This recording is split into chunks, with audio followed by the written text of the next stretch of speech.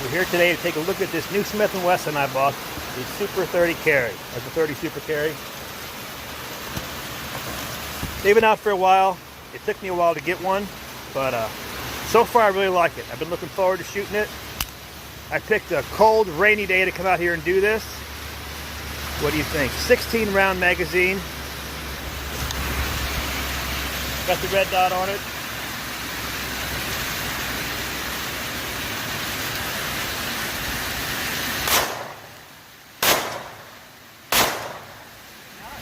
It's got a little kick to it, but not much at all.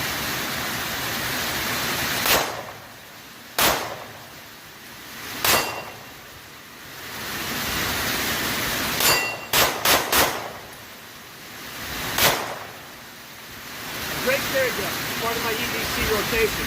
I think you should pick one up. Less than $300.